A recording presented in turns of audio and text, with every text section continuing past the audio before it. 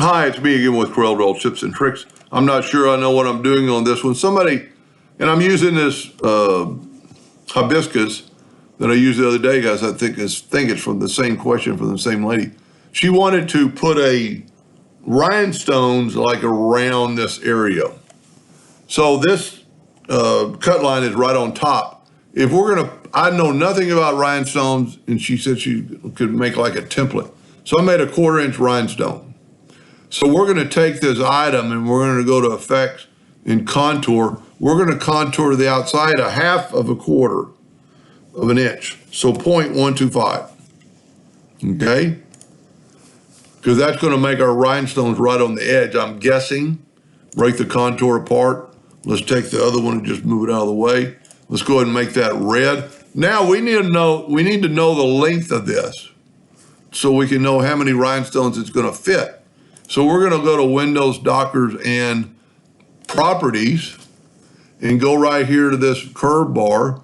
And this length is 23.7, I'm going to call it 23.75.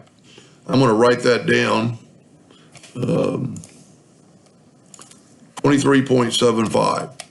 So if we want a rhinestone every 1/4 of an inch apart, basically that'd be 1/2.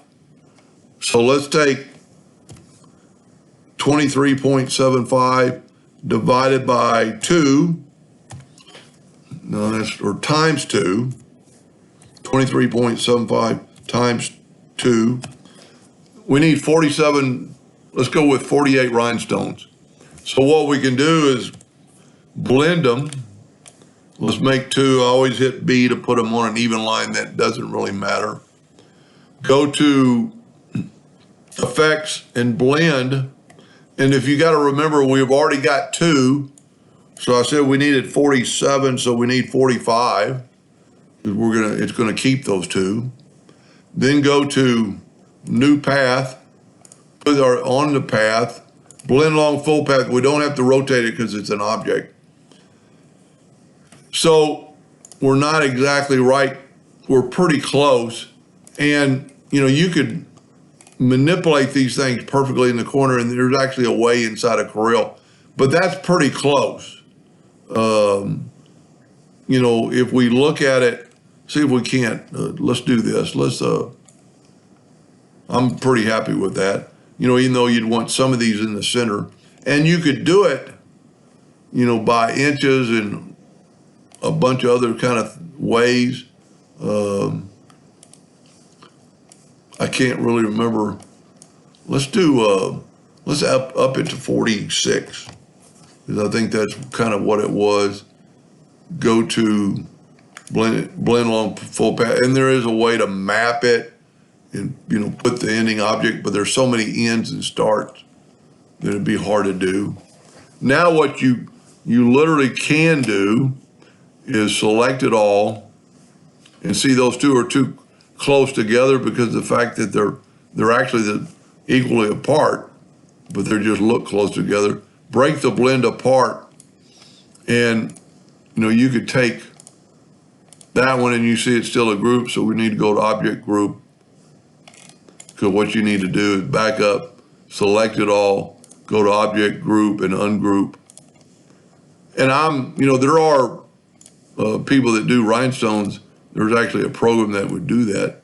But if you put that one right there and either deleted that one or just moved it out of the way a little bit, maybe move this one a little bit closer, that kind of evens it out for me. The other ones are pretty much dead on. Let's zoom in here a little bit, and I don't know if you want it right in that corner. That looks pretty good. I'm sure the rhinestone program would do a better job, but let's look at that in just a second when we get them all done. So we're all done. Let's take away the line. Let's turn all our rhinestones blue. Let's turn them yellow so they'll show up on the graphic, and then let's nudge them over. So that's what your rhinestones are going to look like. Now, Granted, they don't go in those holes because they're too big, but that's pretty close. I hope that helped. And then if you're going to use this for a template, then you would want to just left click, right click, and somehow cut those out to drop the rhinestones in, I'm guessing. I have no clue. Anyway, I hope that helped them a little bit. Thank you for watching.